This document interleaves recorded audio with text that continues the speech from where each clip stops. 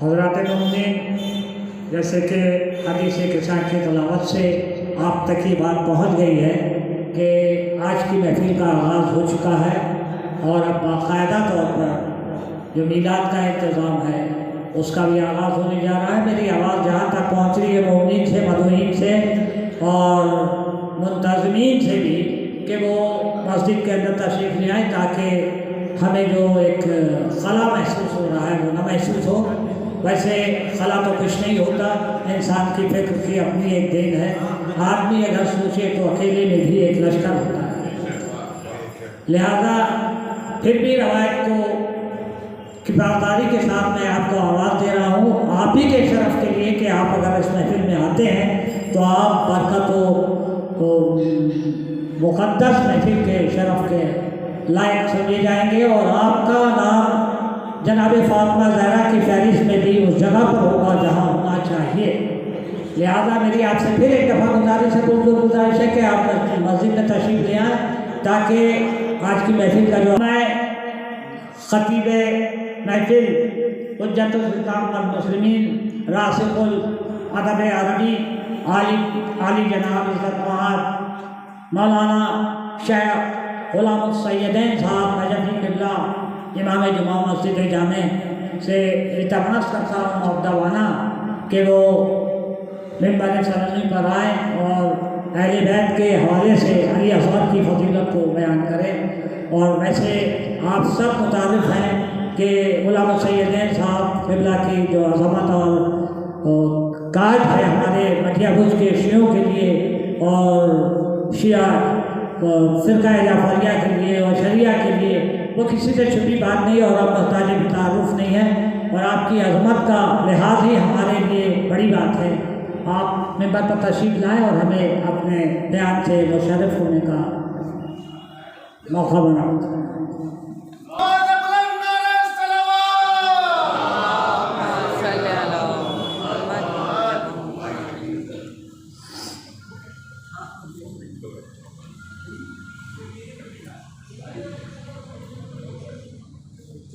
قریب چلے آئیے، آپ لوگ قریب آئیے، بہتر سب۔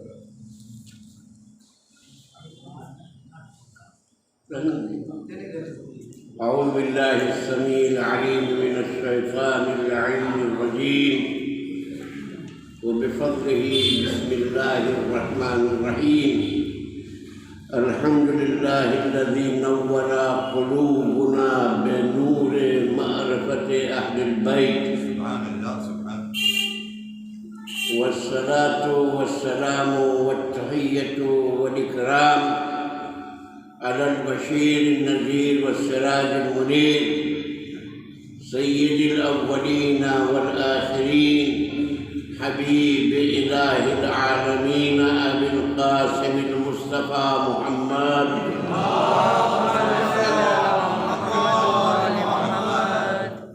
وعلى آله الطيبين الطاهرين المعصومين الهداة المهديين مصباح الهدى وسفينة النجاة قدوة الله الذي لا انفصام لهم ألا وهم أهل بيت نبيكم الذين أذهب الله عنهم الرجس وطهرهم تطهيرا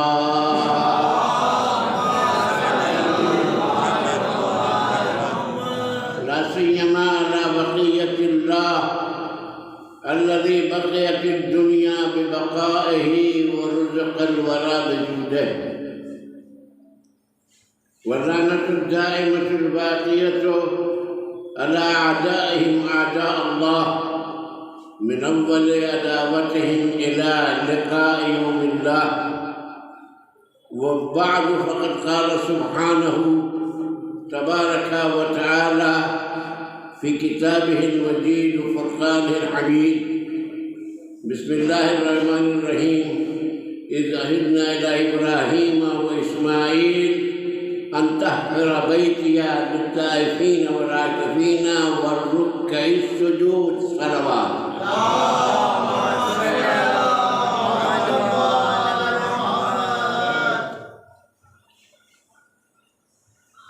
ایک بابا سے بلند درود بھیجیں.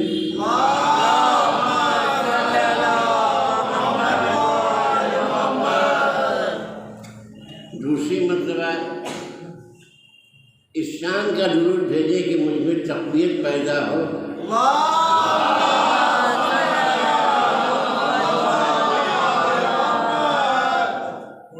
تیسری مرتبہ خصوصی جناب فاطمہ زہرا صلوات اللہ علیہ۔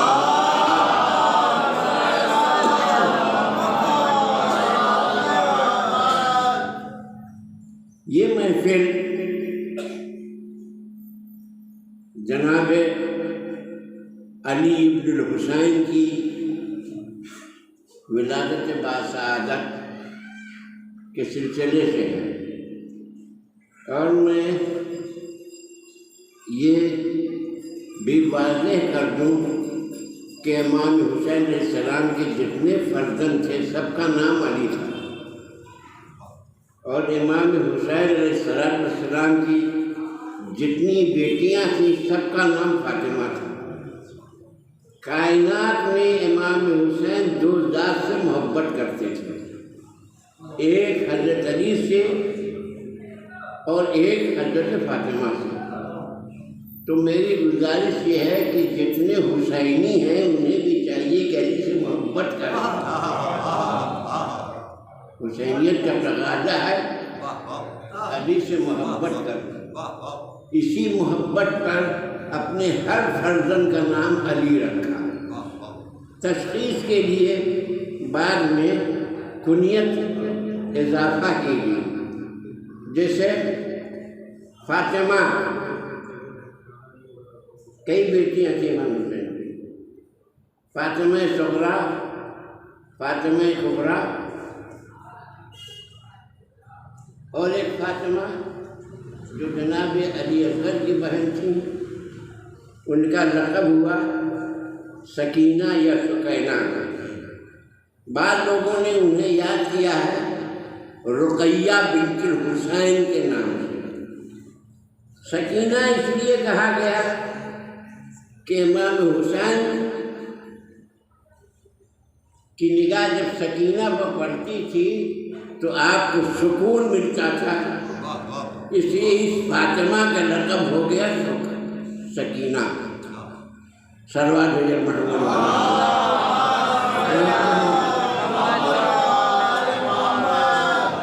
ماہ مبارک رجب فضیلتوں کا مہینہ ہے یا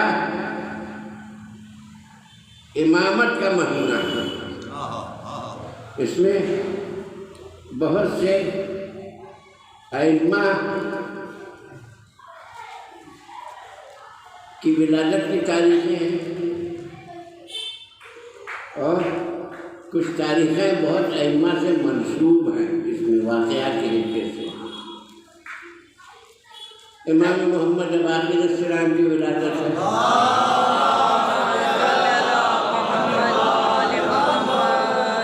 امام علی النقی کی ولادت ہے، امام محمد تقی علیہ السلام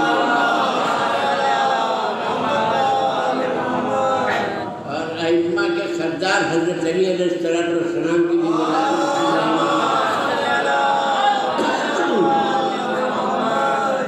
اسی مہینے میں 22 رجب ہے جو نظر امام صادق علیہ السلام سے،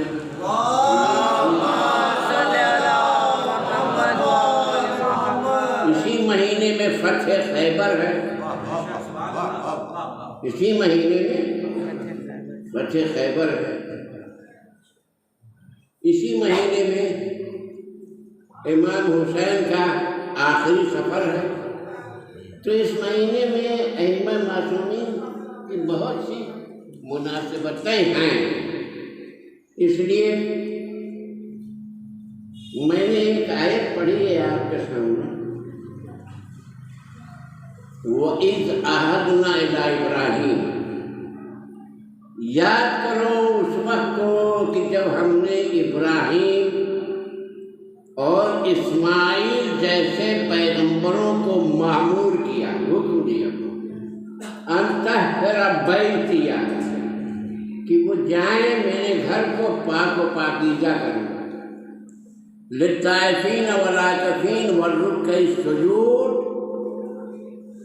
گھر کو پاک و پاکیزہ کریں طواف کرنے والوں کے لیے اعتکاف کرنے والوں کے لیے اور رکوع و سجدہ کرنے والے کے لیے۔ صلوات بھیجیں۔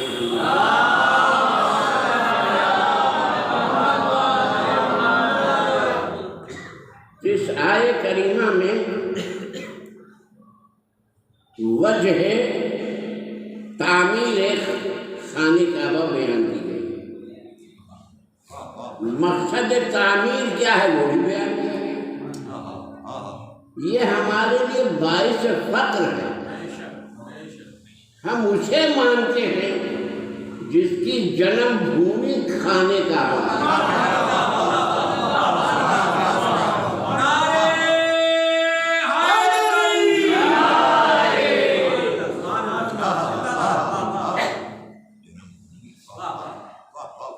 اور کسی کو یہ شرف نہیں ملا، انبیاء و مرسلین میں کسی کو یہ شرف نہیں ملا کہ ان کی ولادت اللہ کے گھر میں ہو۔ ایک معصومہ اللہ کے گھر میں معتکف تھی، ایک معصومہ اللہ کے گھر میں معتکف تھی۔ جب ولادت کا وقت آیا تو وحی الہی آئی، یا اخت ہارون، اے ہارون یہ عبادت خانہ ہے، یہ زکا خانہ نہیں ہے، یہاں سے نکل جاؤ۔ بیت المقدس سے ان کو نکلنے کا حکم ہوا۔ تو آپ دیکھیے مقام کیا ہے امیر المومنین علیہ السلام۔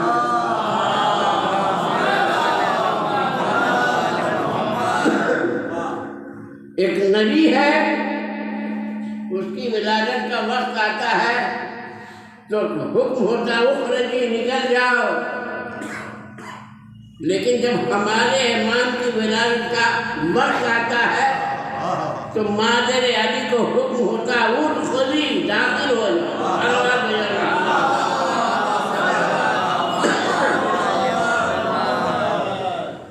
ایک اور سلام دیجیے۔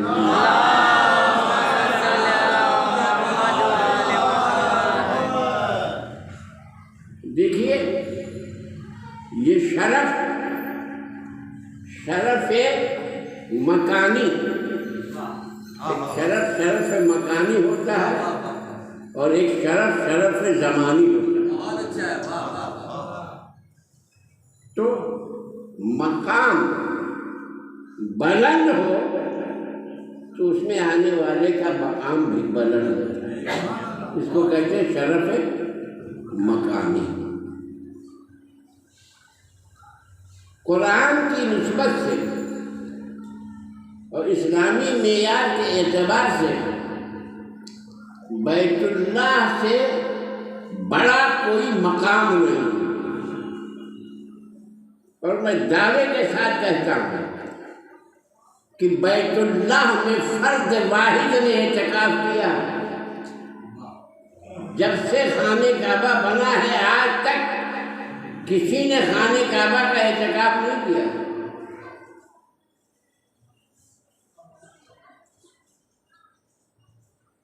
لوگ عمرہ کرنے جاتے ہیں، اعتکاف کرتے ہیں، مگر وہ اعتکاف جو کرتے ہیں مسجد الحرام میں کرتے ہیں، خانہ کعبہ میں نہیں۔ معتمرین عمرہ میں جانے والے حضرات، ان کو یہ شرف حاصل ہوتا ہے کہ وہ مسجد الحرام میں اعتکاف کرتے ہیں، خانہ کعبہ میں نہیں۔ خانہ کعبہ میں کسی کو جانے کی اجازت نہیں ہے، اس کا دروازہ تو بند رہتا ہے ہمیشہ، اس کا دروازہ تو ہمیشہ بند رہتا ہے۔ جو جاتے ہیں وہ خانہ کعبہ کے اطراف چاروں طرف سے جو عمارت بنی ہوئی ہے اس کا نام ہے مسجد الحرام۔ مسجد الحرام کا بھی شرف ہے۔ مسجد الحرام میں ایک رکعت نماز پڑھنے کے ثواب 1,00,000 رکعت نماز پڑھنے کے برابر۔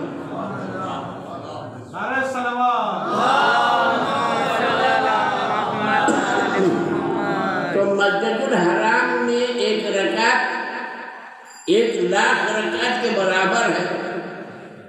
ये मस्जिद हराम क्या है? ये वो दायरा है जिसके अंदर खाने काबा। तो इस दायरे में ये दीवार जो खींची हुई है मस्जिद हराम के नुमान से, इसमें 1,00,000, तो खाने काबा में कितना लाख बन गया?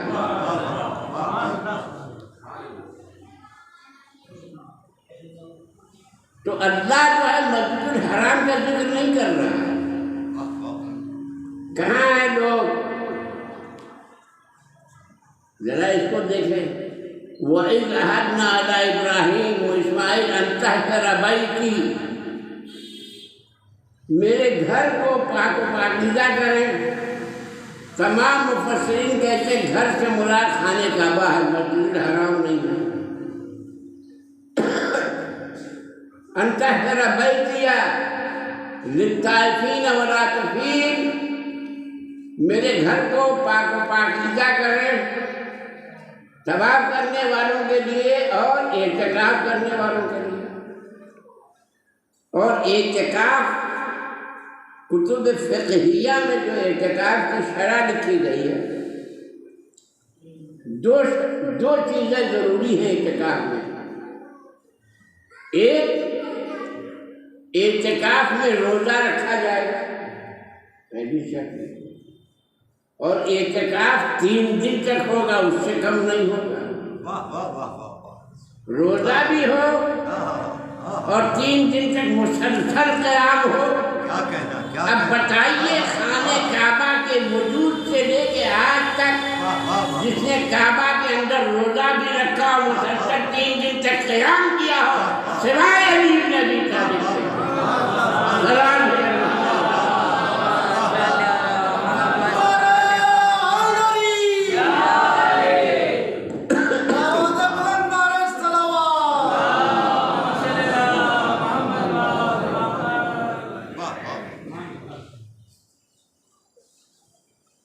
तो अज़ीज़ान गिरामी, मकान शरफ, ज़मानी शरफ की एक अज़मत है। इसलिए हमारे उर्दू में एक रस्म है कि जो जहाँ पैदा होता है वहीं वाला कहलाता है। मुतवज्जे हो, जो जहाँ पैदा होता है वहीं वाला कहलाता है। इसलिए सबको जरूरत है कि ईमान ले आए, लेकिन जो अल्लाह के घर में पैदा,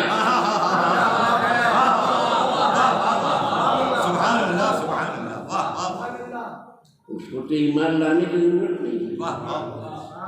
जो अल्लाह के घर में पैदा हो, उसकी मोहब्बत आ जाए तो मोमिन कहलाने लगे। तो हमारे यहाँ का दस्तूर जो है उर्दू में, बल्कि दुनिया की हर ज़बान में ये है दस्तूर कि जो करबला में पैदा हो उसको मटिया बुर्जी नहीं कहते, उसको करबलाई कहते हैं। जो नजफ में पैदा हो उसको नजफी कहते हैं। जो लखनऊ में पैदा उसको नजफी नहीं कहेंगे, उसको लखनवी कहेंगे। जो हिंदुस्तान में पैदा हो उसको हिंदुस्तानी कहेंगे। जो ईरान में पैदा हो ईरानी कहेंगे। अरे भाई, ये मुहावरा ईरानियों में भी है। आयतुल्लाह सईद अली सिस्तान में पैदा हुए तो आज तक उनको सिस्तानी कहते, कोई नजफी नहीं कहता, हालांकि नजफ में रहते हैं।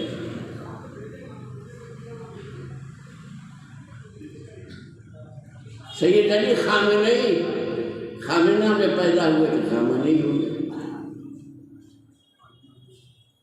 आयतुल्लाह सैयद हुसैन बुरुजर्दी बुरुजर्द में पैदा हुए थे नाम सुना होगा आपने, उनको गुरु जल्दी कहते हैं।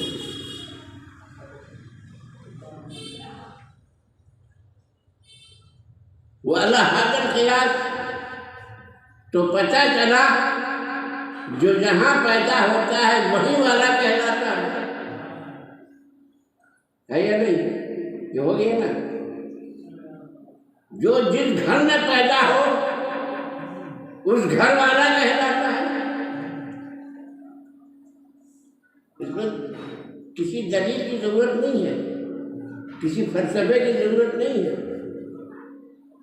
जो जिस घर में पैदा हो उस घर वाला कहलाता है। जो काफिर के घर में पैदा हो वो काफिर कहलाएगा, जो मुसलमान के घर में पैदा हो वो मुसलमान कहलाएगा, जो ईसाई के घर में पैदा हो वो क्रिश्चियन कहलाएगा। तो ये हो गया ना, मसला तय हो गया ना। तो जो जिस घर में पैदा हो, इसलिए अल्लाह ने हुज्जतुल्लाहिल बाक़िया को किसी घर में पैदा नहीं किया कि किसी तबके खास से मखसूस हो जाए। इसलिए अल्लाह ने अपने वली खास को अपने घर में पैदा किया कि अल्लाह को सब मानते हैं, ये तो मेरे घर में पैदा हुआ है। सलवात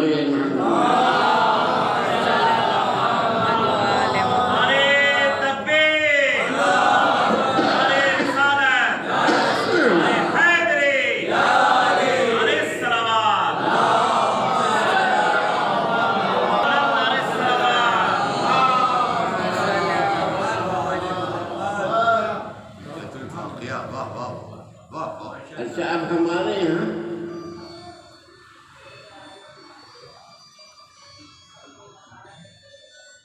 की हदीसें हैं हजरे के सिलसिले में। हमारे यहाँ इल्मे मासूम अलैहिस्सलाम से ये रवायत है कि जब किसी घर में बच्चा पैदा होता है तो या मामू की शक्ल लेकर आता है या चचाओं की शक्ल लेकर आता है, यानी या उसकी शक्ल ननिहाल की तरफ जाती है या ददियाल की तरफ जाती है। यह रवायात में आया है। तो जब मौलूद काबा दुनिया में कदम रखता है, आपकी तवज्जो के लिए आप अर्ज करना चाहता हूँ कि जब कहीं विलादत होती है, अहबाब दोस्त सब मुबारकबादी देने के लिए आते हैं। यहाँ तक कि दुश्मन भी आता है मुबारकबादी देने के, वो अपने नजरिए के हिसाब से आता है। सब आते हैं मुबारकबादी देने। जब मुबारकबादी देने वालों में कुछ ऐसे भी होते हैं जिनका एक खास अमल होता है। तो उस जमाने में मक्का शरीफ में एक शख्स था जो जहाँ भी कोई बच्चा पैदा होता था वो मुबारकबादी देने जाता था और उस बच्चे की आंखों में सुरमा लगाता था और सुरमा लगाने के बाद अपना हक मानता था। सरवाज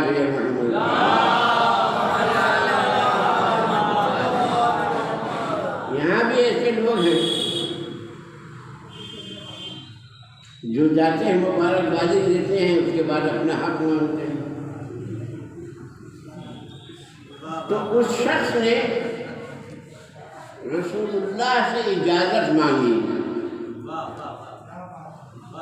पहले तो कहा मुबारक हो या रसूलल्लाह, ये मैं अपनी ज़बान में अर्ज कर रहा हूँ, वरना उसने तो या रसूलल्लाह नहीं कहा होगा, उसने कहा या मोहम्मद मुबारक हो। मैं अपनी ज़बान पर अर्ज कर रहा हूँ। یا رسول اللہ مبارک ہو، اللہ نے آپ کو بھائی عطا کیا ہے، مجھے اجازت ہے کہ میں جاؤں اور اپنا عمل شروع کروں؟ رسول اللہ نے کہا اجازت ہے، مگر میری ایک شرط ہے، تم سرما لگانا چاہتے ہو، اگر بچہ تیار ہو تو لگانا، نہیں تو نہیں لگانا۔ ظاہر ہے کہ وہ سرما لگاتا تھا، بتوں کو کوٹ کے سرما بناتا تھا۔ پہلی غذا بتوں کی پہنچے گی تو بڑا ہوگا تو بت پرست ہوگا۔ اس پر واہ نہ کیجیے، حقیقت ہے۔ آپ کے یہاں بھی ہے، امام نے فرمایا جب آپ کے یہاں بچہ پیدا ہو تو پہلی غذا خاک شفا ہونا چاہیے۔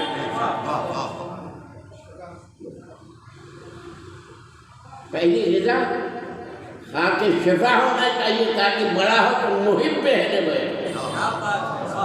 یہ فلسفہ جو ہے پہلے سے چل رہا ہے کہ بت کا سرما لگایا جائے گا تو بڑا ہوگا تو بت پرست ہوگا۔ تو اس نے سوچا شریف مکہ کے گھر میں بچہ پیدا ہوا ہے، بہت بڑا گھرانہ ہے، شریف مکہ، خاندان عبد المطلب، لہذا گھرانہ بڑا ہے تو حق بھی بڑا ملے گا، لہذا اسی اعتبار سے جاؤ، چاندی کی سرمے دانی بنایا اور اس سرمے دانی کی نیل سونے کی بنایا، لے کے چلا، رسول سے اجازت لے کر چلا۔ رسول نے شرط لگا دی کہ زبردستی نہیں کرنا، مطلب یہ ہے کہ ہمارا پیغام زبردستی کا نہیں ہے۔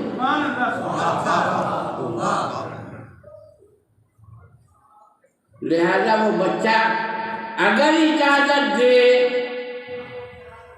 تو لگانا، نہیں تو نہیں۔ یا رسول اللہ بچہ کیا شعور رکھتا ہے؟ ہاں کہ آپ نے یہ شرط لگا دی، کہا جو خانے خدا میں نہیں پیدا ہوا تھا اس نے 3 دن کی عمر میں بولنا شروع کیا، انی عبداللہ آتانی الکتاب وجعلنی نبیا۔ تو یہ جو بچہ مولود کعبہ ہے، لہذا اجازت لے لینا۔ اب ابو جہل آگے بڑھے اور بڑھنے کے بعد اس گہوارے کا ایک طواف کیا، غور سے دیکھا، نگاہوں کو دیکھا، چہرے کو دیکھا، اور دیکھنے کے بعد آگے بڑھے، اور آگے بڑھنے کے بعد جب سرمے دانی کو کھولا ہے اور کھولنے کے بعد میز کو نکالا ہے اور آنکھ میں لگانا چاہتے تھے تو حیدر کرام نے گہوارے میں وہ انگڑائی دی کہ ابو ادھر گرا، جہل ادھر گرا۔ صلوات علی محمد۔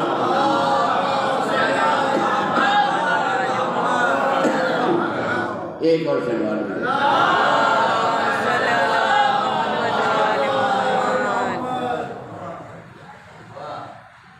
تو یہ تو 2 ٹکڑے ہو گئے، اور اب لوگ رسول اللہ سے پوچھتے ہیں، لوگ چاہنے والے، یا رسول اللہ اللہ نے آپ کو بھائی عطا کیا ہے، مبارک ہو، مگر یہ اللہ کے رسول آپ ہمیں یہ بتائیے یہ آپ کا بھائی کس کی شکل لے کر آیا ہے؟ دادا کی شکل لے کر آیا ہے चचाओं की शक्ल लेकर आया है, मामुओं की शक्ल लेकर आया है, तो मेरा नबी परेशान हो गया, क्या बताए किसकी शक्ल लेकर आया है। इसलिए नबी ने मुनाजात की, पालने वाले ये तेरे घर का बच्चा है, लैसा कमिस्लिही शै। तवज्जो है सल्लल्लाहु अलैहि वसल्लम।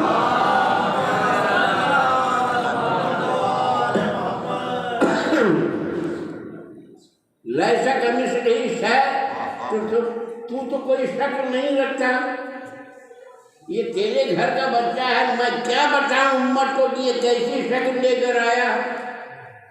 आवाज आई, मेरे हबीब अभी तो तबलीग के मैदान में कदम नहीं रखा, अभी से परेशान हो, तबलीग के मैदान में कितनी परेशानी होगी। क्या पालने वाले तेरे घर का बच्चा है, मैं बगैर तेरी रजा के कैसे बताऊं ये किसका चेहरा लेकर आया है।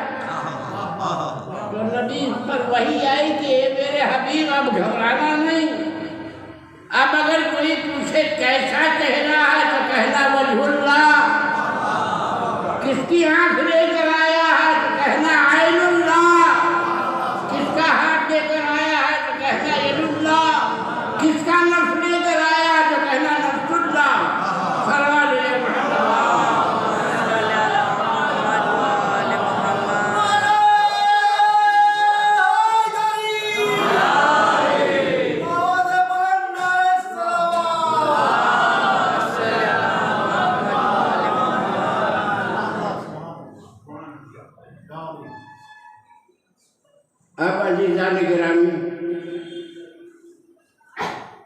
हज़रत अली भी झूले में मुस्कुराने लगे, झूले में मौलाए कायनात मुस्कुराने लगे। मैंने कहा मौला क्यों मुस्कुरा रहे हैं। कहा देखा नहीं मैं दो हिस्से में बढ़ गया, या मैं लफ्ज़ों को बदल दूँ, मैं दो हिस्से में बढ़ गया। कैसे? कहा जब मैंने इस दुनिया में कदम रखा तो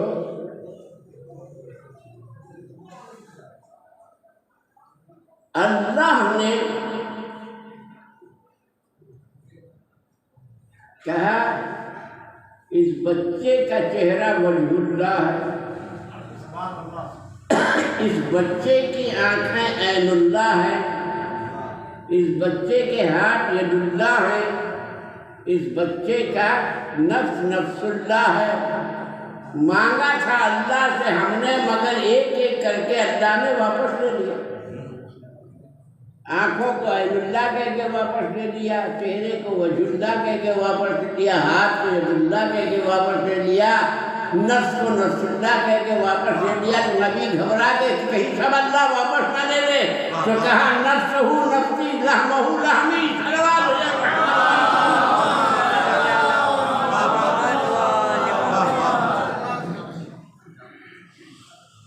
उसका जिस्म मेरा जिस्म, उसका खून मेरा खून, लहमहु लहमी व दमहु दमी। उसका गोश्त मेरा गोश्त, उसका खून मेरा। तो अब जिसमें अली को हिस्से में बटा ना, एक हिस्सा अल्लाह की तरफ गया, एक हिस्सा नबी की तरफ गया। अली दो हिस्से में बटे, एक हिस्सा अल्लाह के हक में और एक हिस्सा नबी के हक में। तो पता चलेगी जो अली से मोहब्बत करेगा उसकी मोहब्बत आधी अल्लाह की तरफ जाएगी, आधी नबी की तरफ है ना। उसकी मोहब्बत भी बटेगी, आधी अल्लाह की तरफ जाएगी, आधी नबी की तरफ जाएगी। और जो अली से दुश्मनी करेगा तो उसकी दुश्मनी भी बटेगी, आधी अल्लाह की तरफ जाएगी।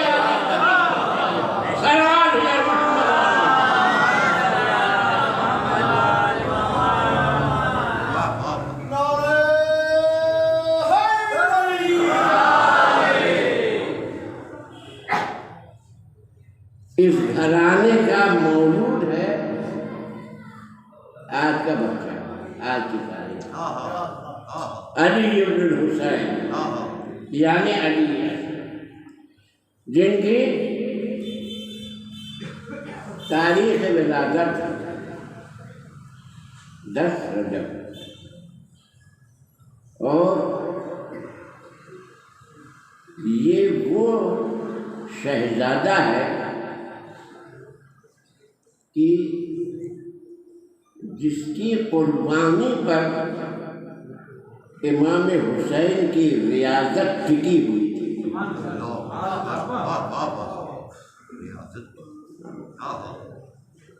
اور کربلا میں اس بچے کو حسین ساتھ لے کر گئے تھے، اس لیے کہ یہ شہزادہ اگر کربلا نہ جاتا تو امام حسین کی حجت تمام نہ ہوتی۔ ان فکروں پر غور کیجیے کہ امام حسین نے کہا، اور جس وقت یہ شہزادہ سفر کربلا اختیار کرتا ہے، عمر مبارک غالباً 18 دن کی، اس 18 دن میں اس شعور پر پہنچا ہوا تھا کہ بہن کی آغوش چھوڑ نہیں رہا۔ بچہ سب سے زیادہ مانوس ماں سے ہوتا ہے، اس میں شک نہیں، دو رائے نہیں۔ بچہ سب سے زیادہ مانوس ماں سے ہوتا ہے۔ ماں نے ہاتھ پھیلایا مگر بچہ ماں کی آغوش میں نہیں آ رہا ہے۔ بھائی نے ہاتھ پھیلایا مگر بچہ نہیں آ رہا۔ آخر میں خود امام حسین آتے ہیں جیسا راوی بتاتا ہے، اور امام حسین جب آتے ہیں تو امام حسین نے ہاتھ پھیلایا مگر بھائی نے بہن کی آغوش چھوڑنا گوارا نہیں کیا۔ تو مورخ تاریخ کربلا کہتا ہے کہ ہم یہ منظر دیکھ رہے تھے تو ہم نے دور سے دیکھا امام حسین جھکے ہیں اور بچے کے کانوں میں کچھ فرمایا۔ کیا فرمایا کسی مورخ نے نہیں لکھا، جو دیکھا وہی لکھ رہے ہیں۔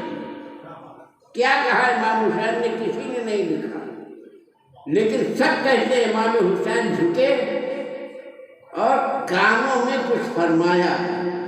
محققین نے اس کا تجزیہ کیا تو یہی بتایا کہ غالباً امام حسین نے کہا بیٹا اگر تم کربلا نہ چلو گے تو امام حسین اپنے سفر میں کامیاب نہیں ہوگا۔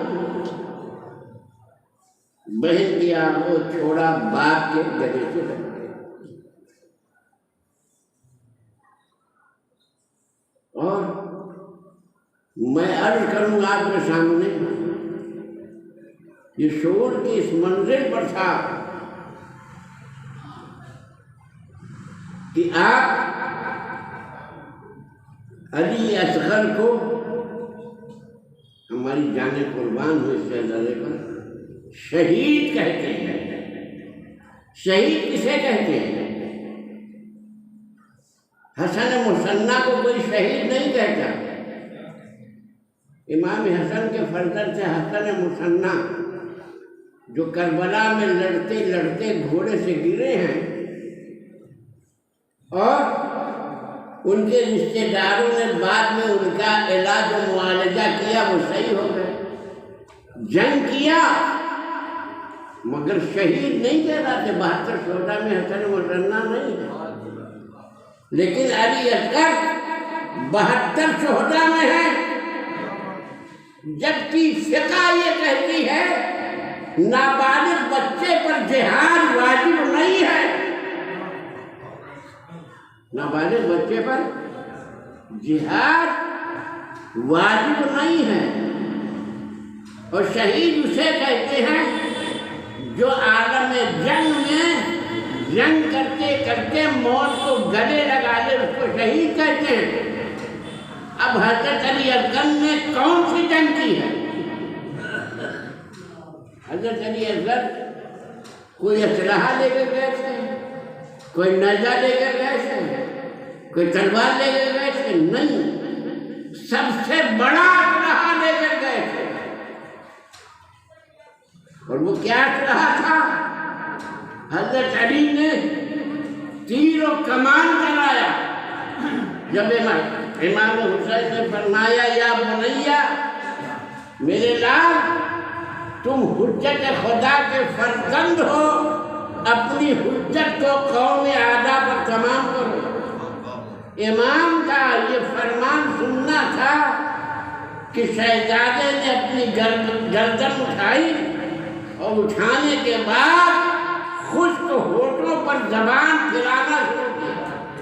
ये खुश्क होठ कमान है, ये खुश्क होठ पर खुद जबान जो फिरा रहे थे ये तीर था। ये ऐसा तीर चला हर जालिम जहां था जख्मी हो गया।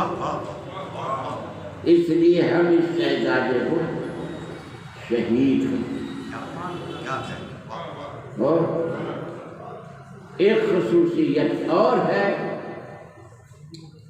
इमाम हुसैन ने अपनी जिंदगी में किसी शहीद को दफन नहीं किया, किसी को दफन नहीं किया। ये वाहिद शहीद है कि जिसको इमाम मजलूम ने करबला की रेगे गर्म पर दफन किया।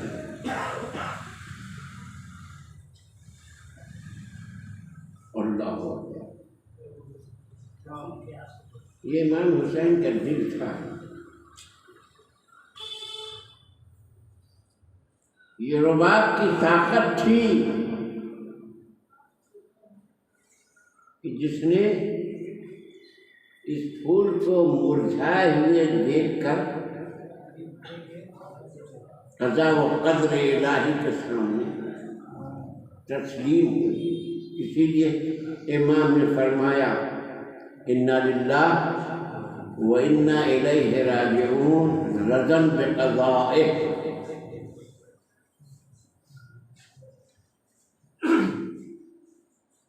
और जब इमाम हुसैन खैमे में वापस आए